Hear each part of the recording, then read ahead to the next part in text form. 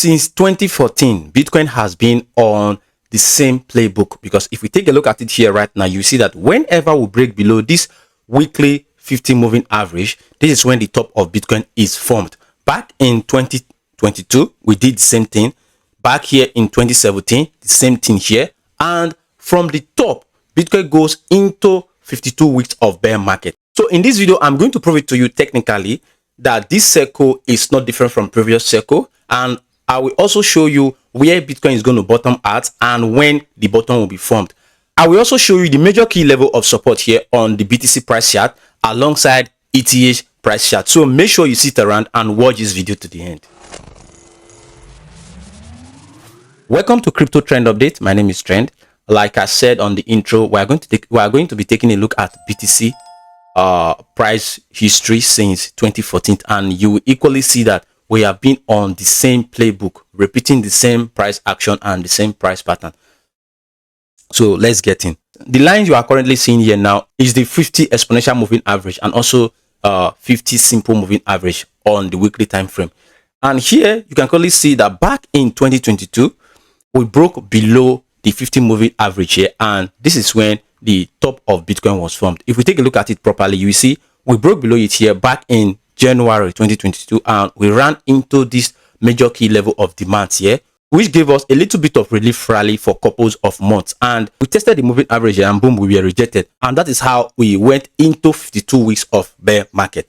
Also back here in 2017, you can also see we break below the 50 moving average here, and we ran into this major level of demand, which gave us a brief rally for a couple of months, and after that we tested the moving average, and boom, we went into a bear market for 52 weeks. Also here in 2014, we had the same price pattern.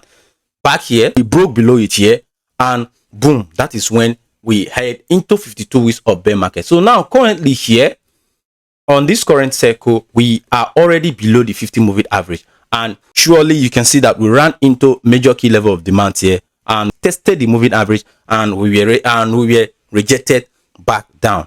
Now let's take a look at when a bottom is formed and where the bottom is usually formed. You can see from, let's take a look at it here, from the top, which is back here in 2021, we topped at this level here. From this top here to the lowest we got to in 2022, you see it took 52 bars, and the 52 bars means 52 weeks because we are on the weekly time frame. So it took 52 weeks, which is about a year.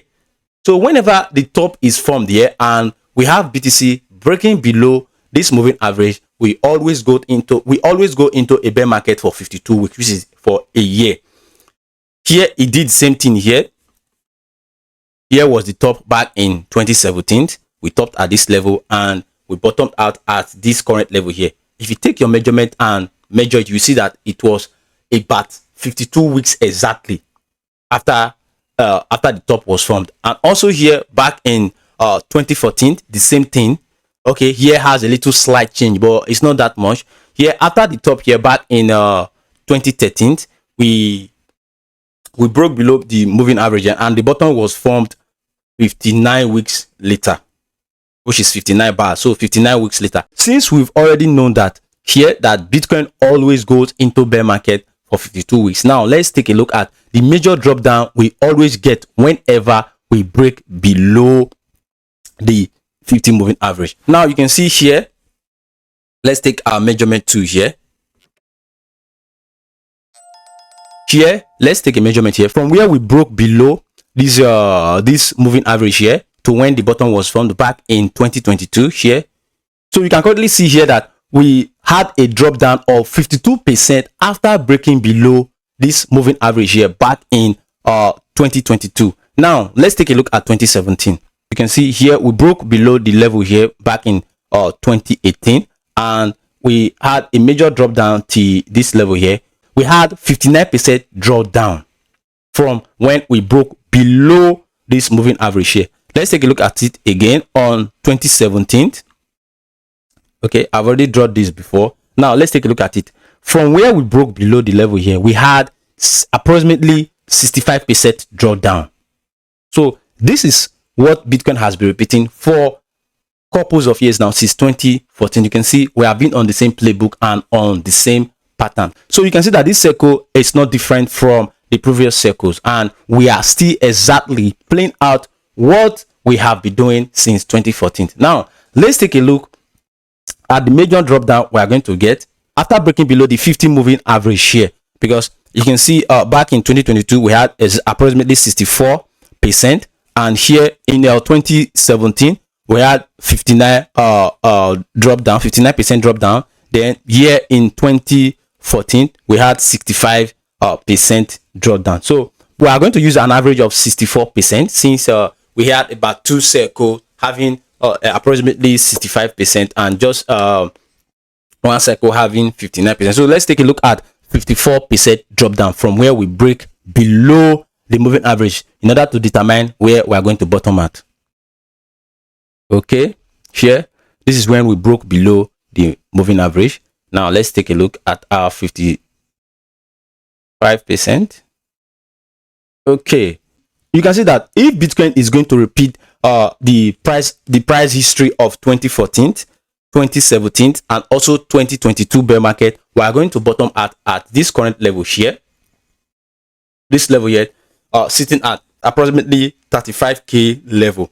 So currently this is where Bitcoin is going to bottom at, and the bottom will be formed here in October, first week of October 2026. Back in 2022, where we broke below this moving average here, we had a little bit of hype that companies and institutions are buying. A lot of companies are buying. ETF it's not approved yet, but it's now being talked about, and we had a lot of FOMO. That is how we got this brief relief here, and we ended up printing the same pattern we saw in 2017. Now taking a look at 2017 here, after breaking below here, we ran into this major key level of demands and hype, and we had a lot of FOMO saying, oh, Bitcoin is digital currency, Bitcoin is the digital gold, and a lot of sentiment back then.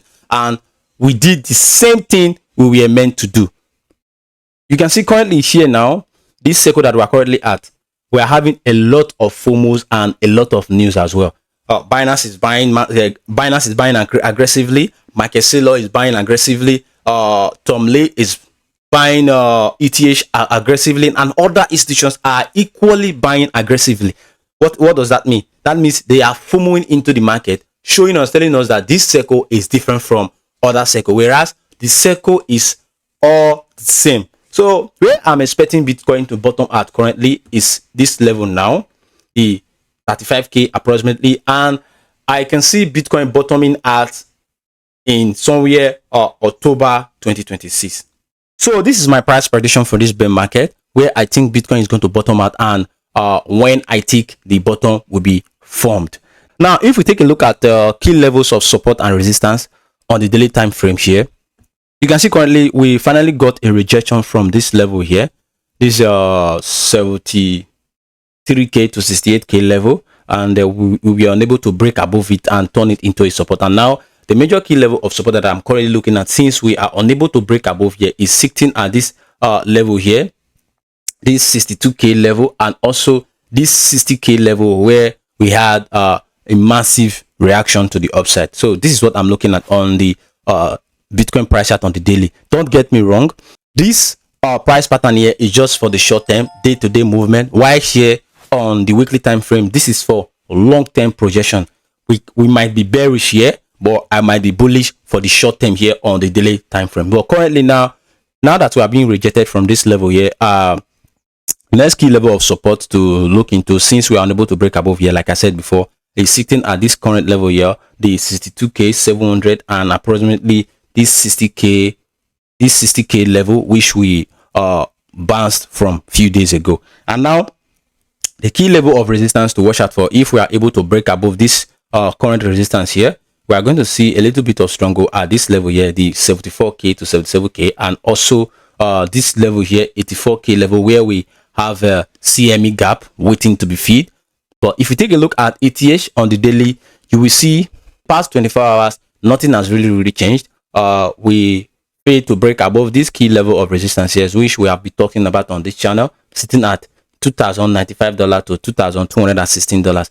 And as long as we stay below this key level of resistance here, we are going to see much more support here at this level, the $1,800 level, and this current level here, the $1,500 level. And as long as we stay below here, we are still very much bearish for the short term on the ETH price chart. And we should watch out for this level here, this current resistance, the $2,095 to $2,216. If you are able to break above it, then hold it as a key level of support. We are going to see much more higher prices, like the $2,800 level, and also by breaking above this trend line here in order to flip bullish from this bearish structure here.